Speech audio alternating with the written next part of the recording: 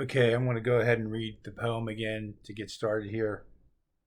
Uh, I went to turn the grass once after one who mowed it in the dew before the sun.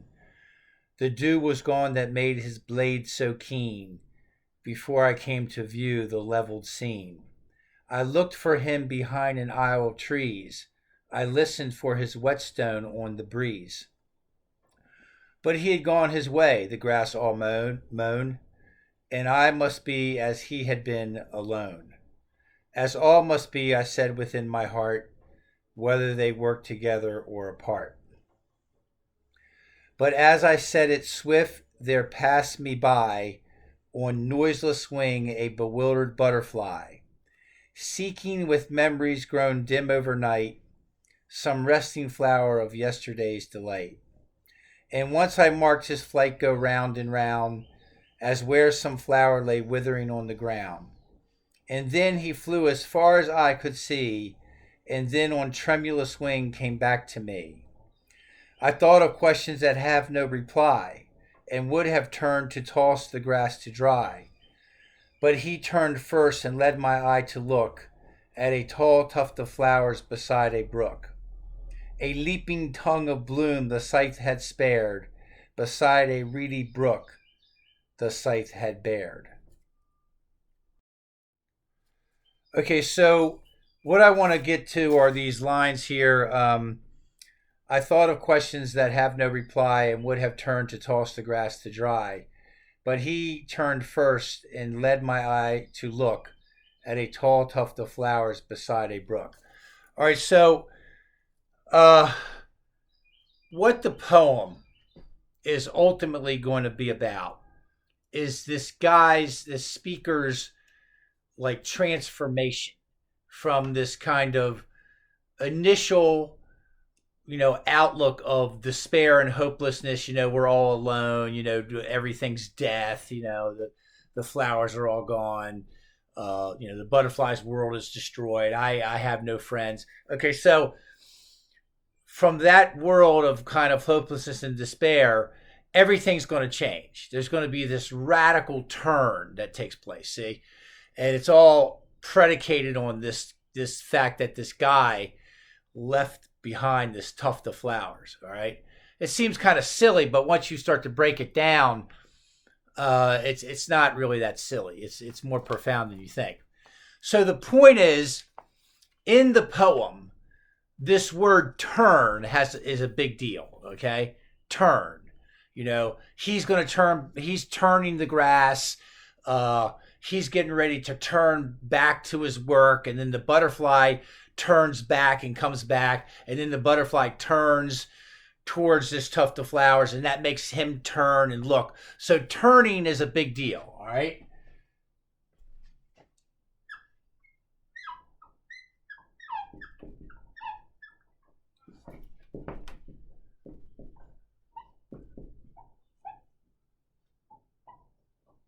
Turning is a big deal, and the reason that turning is a big deal is because turning means to go move in a new direction. To move in a new direction.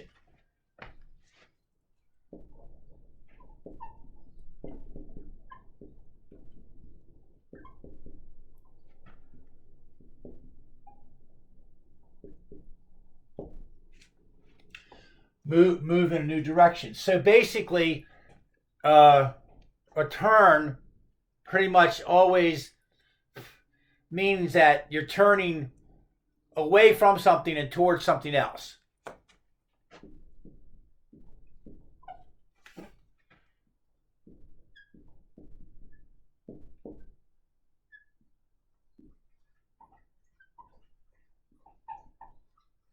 Turn away, turn towards. Okay? So turning is always, well, especially in this poem, a turn is you're redirecting the way you're thinking about something. Okay? He's going to have a brand new outlook about what the meaning of everything is. There's, the turn represents a transformation.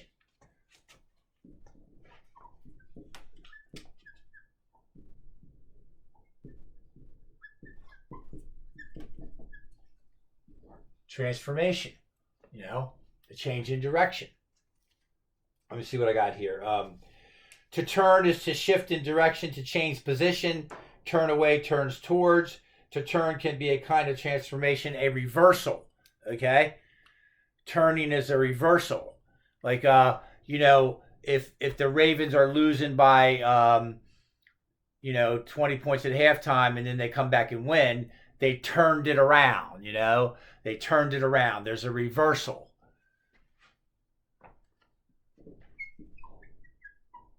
Reversal. Okay?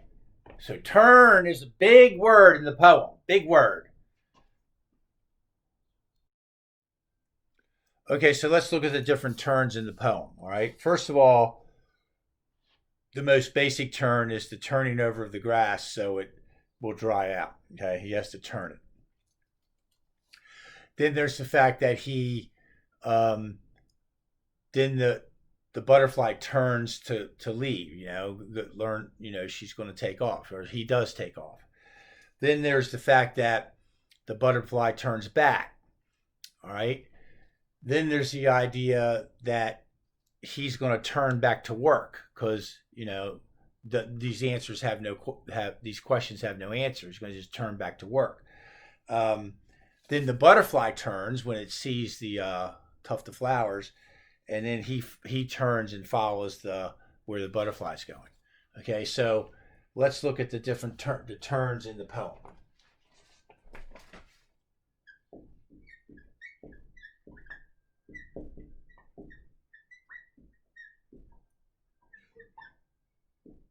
Turns in the poem. Number 1. He has to turn the grass.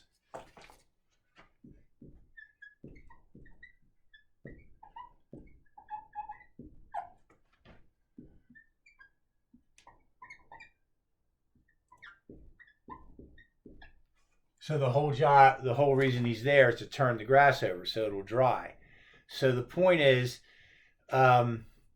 this turning is all about is bringing forth value, because if he doesn't turn the grass, it'll rot. So by turning it, he makes the grass, valuable. So it goes, this turn, the turning of the grass, he makes, he's gonna you're gonna move from something being rotten, okay, and to value. Right. So the idea is that the turning of the grass is this kind of like, positive thing,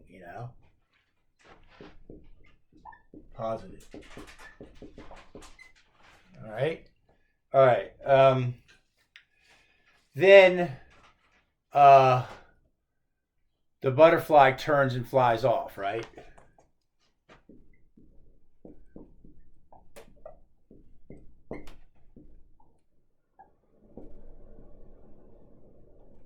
So when the butterfly turns and flies off, that's kind of like, that's a hopelessness.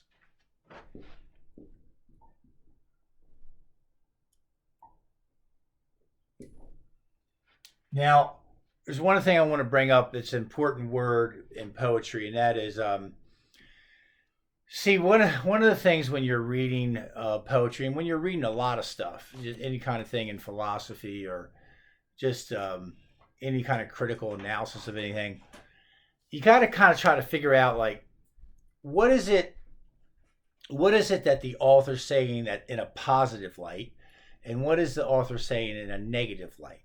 And you have to try to kind of figure that out. So when something's being said in a negative tone, that means it's pejorative, all right?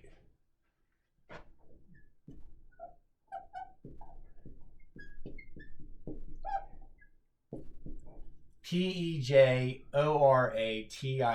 pejorative. Pejorative means that something is being said in a negative tone. It's negative.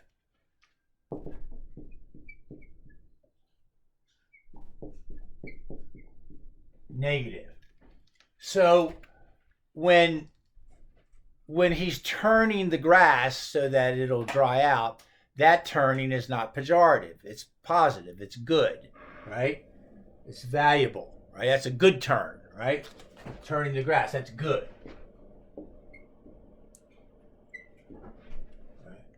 But when the butterfly turns and flies away because everything's dead, that turn is a turn of hopelessness and despair. So that's a pejorative turn. See?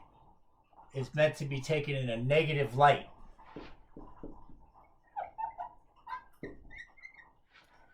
And sometimes what'll happen, negative light. So what'll happen in these when these guys do this critical analysis of the poems, they'll start talking about stuff that's actually positive, and they see it negative. So it gets all messed up unless you know what's really pejorative and positive. When you're doing this analysis, you can get all mixed up. Okay. Okay. Now the butterfly turns and flies off, but then it turns around and comes back. So that's a good turn. See.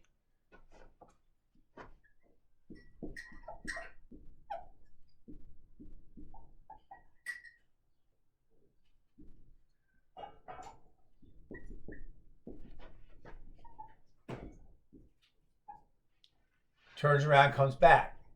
Not pejorative.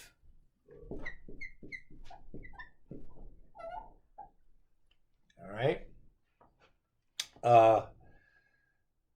Okay. Then the butterfly turns towards the tuft of flowers. Okay. This is the big turn. See if you can see. All right. That's going to be right here. Number 4.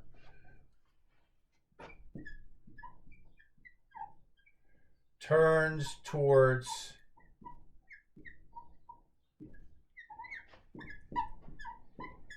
the tuft of flowers.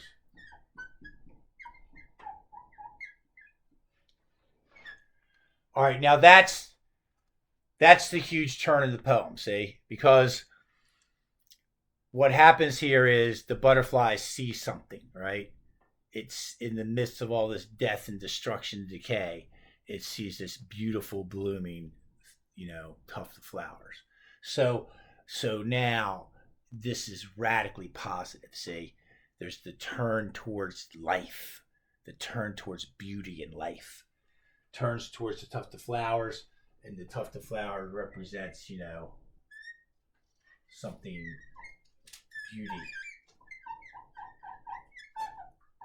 beauty, life. Okay, so obviously the turn towards the tuft of flowers is by the butterfly is radically positive. There's nothing pejorative in there. There's nothing pejorative at all. This is this salvific moment. This salvific moment.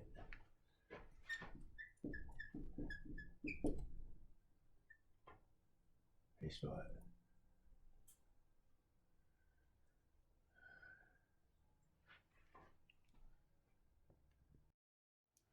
Okay, so as we're saying that the ultimate turn towards the tuft of flowers by the butterfly is this salvific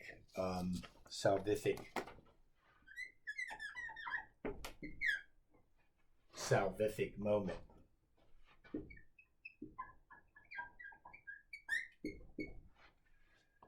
Meaning it leads to the salvation of the poem, the salvation of moving from hopelessness to hope. It leads to the salvation. Leads to salvation. You go from hopelessness to hope. Okay?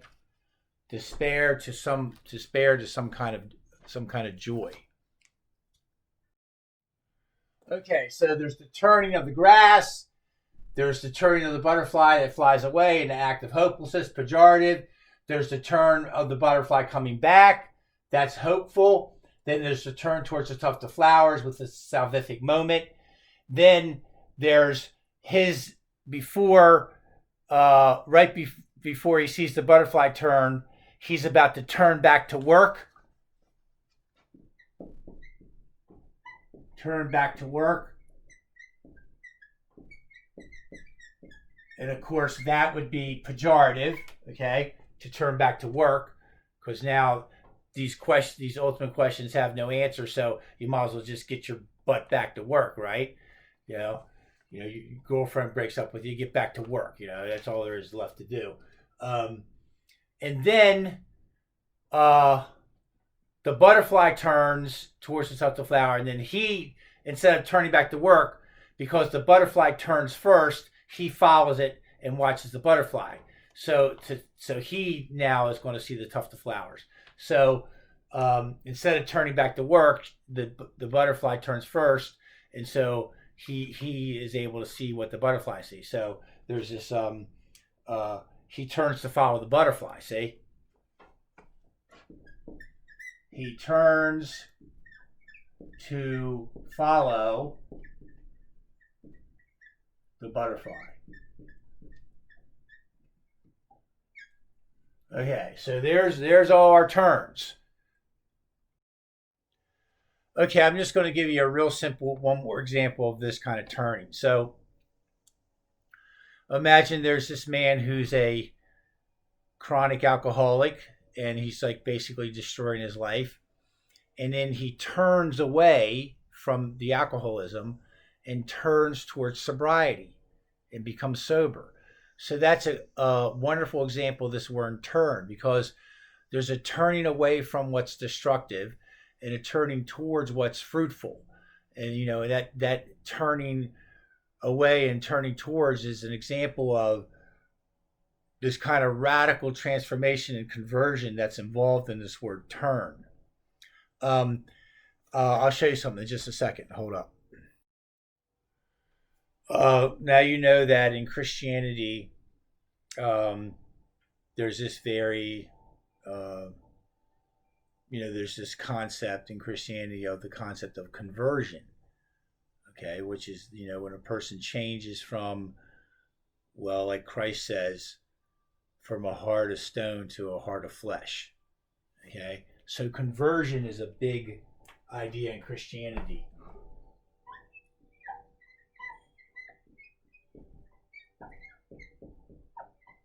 Conversion, it means there's a big turn that takes place in the person's life. There's a radical turn.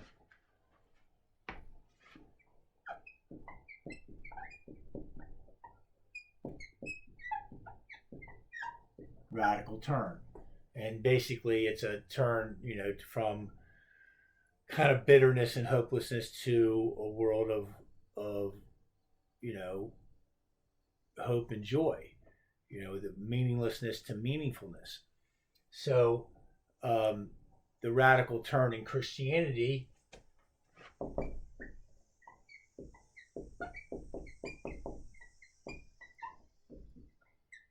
this conversion in Christianity is from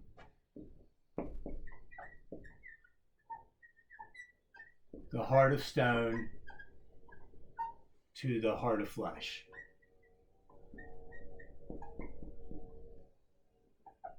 The heart of stone to the heart of flesh.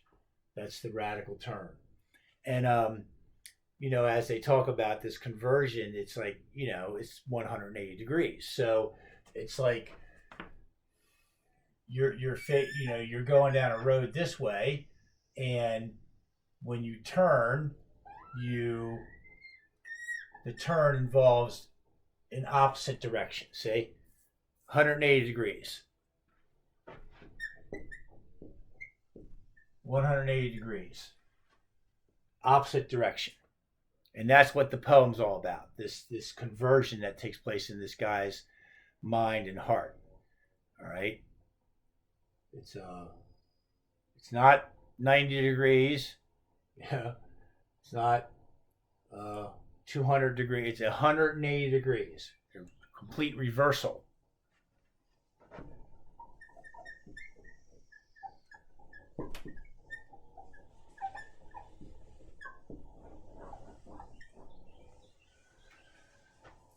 It would be like a student actually listening and wanting to learn instead of just memorizing. That would be a conversion of learning to be converted. That would be a radical turn. I'm actually going to listen and try to understand this stuff.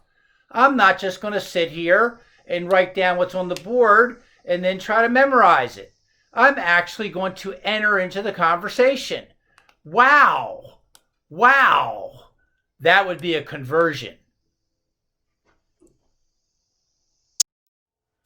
Okay, so the next thing I want to talk about is all right, let's look at this line, all right? I thought of questions that have no reply and would have turned to toss the grass to dry, turn back to my world of work, because there's nothing else left to do but go to work. But he turned first and led my eye to look at a tall tuft of flowers beside a brook.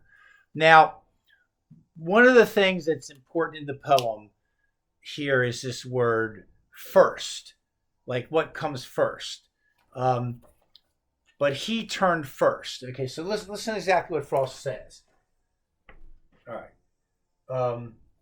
But he turned first.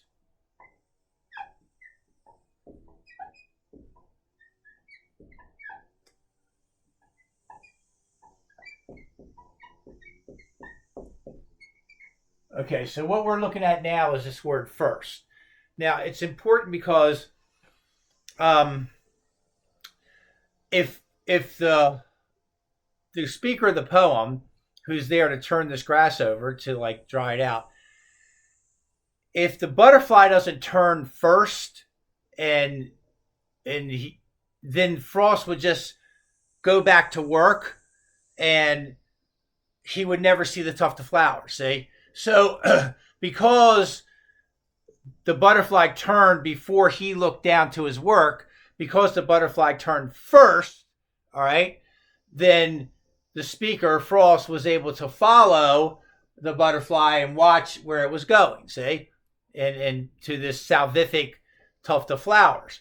So the point is, this firstness, what comes first, is a big deal, see? It's like what comes first is somehow is like radically significant to, you know, the world of hope and goodness. All right, first is a big deal. What comes first?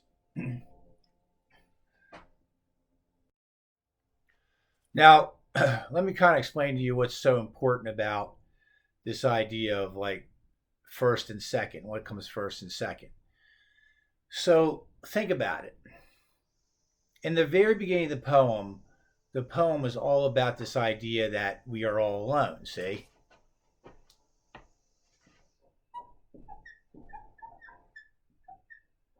We are all alone.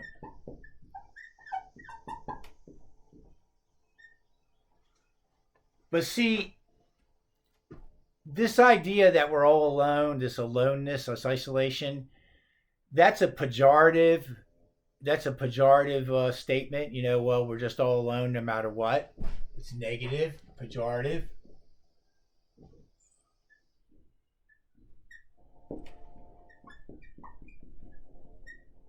Okay, it's a pejorative statement. But here's the deal. You can't have aloneness unless companionship comes first. See? Aloneness is a rejection of companionship. So there's no such thing as aloneness unless companionship comes first as a possibility. See?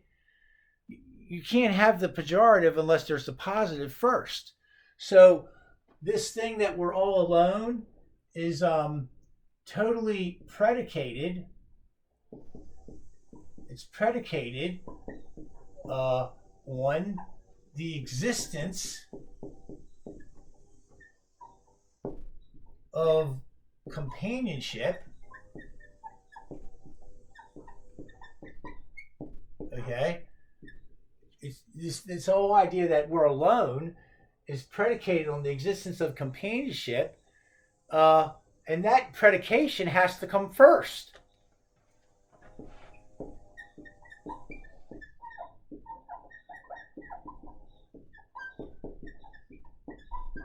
See, what comes first is important, because everything else is, see, everything that's bad in some sense is derivative of something else. It's a consequence. It is derived. the pejorative always tends to be something derivative.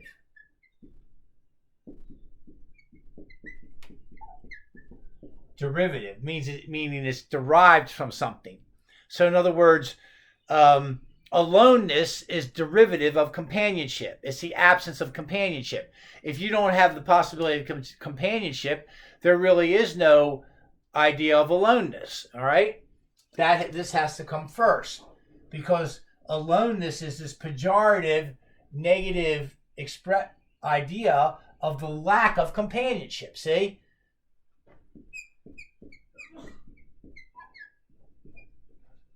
Now, here's another example. You can't have the death of the flowers, which is this radical kind of pejorative statement that the whole world's being destroyed for the butterfly. You can't have the death of the flowers unless there's first flowers that live, that are alive. So death, this world of death and destruction,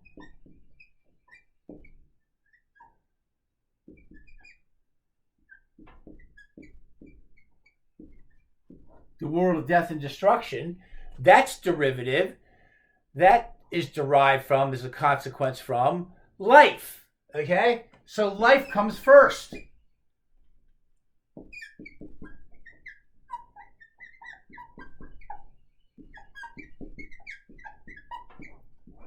Life comes first.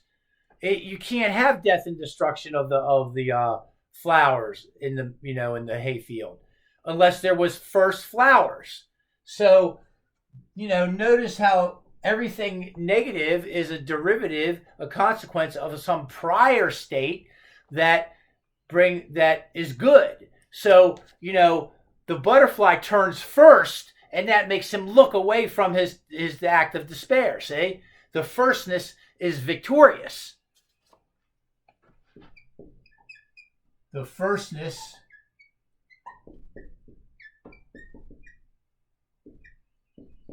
is victorious. Firstness is victorious. All right. I'll give you another example of how important this kind of idea of what comes first is how firstness is salvific. So, sometimes at high schools like Loyola, you'll have these guys that come in that are in their youth in Little League, and that, when they were, 13, 14, that kind of stuff, they were like really great at their sport. So you get these kids that they were like these fabulous lacrosse players when they were 9, 10, 11, 12, 13 in their youth. And then they come to Loyola and there's this incredible amount of competition. And now you got these guys that are like the top of the top of the top, the cream of the crop. And some of these guys that used to be the Mac Daddy on the lacrosse field, they end up getting cut, from the team. They don't even make the team. So there's, there's the lax player that used to be great, and then he ends up getting cut. He doesn't even make the team.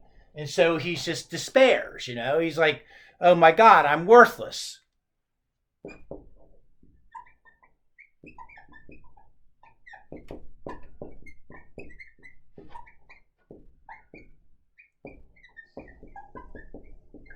All right? Great lax player gets cut. He despairs. He thinks he's worthless, right?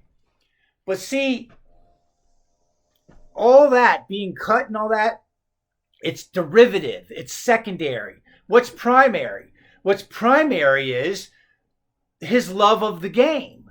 In other words, what started all this stuff out when he was 6 years old or whatever was the incredible love for the game, to play the game. See, that's what comes first. What is first is the love of the game.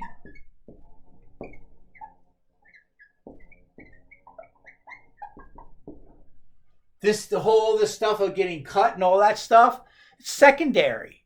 That's not the primary thing. That's just something that can happen.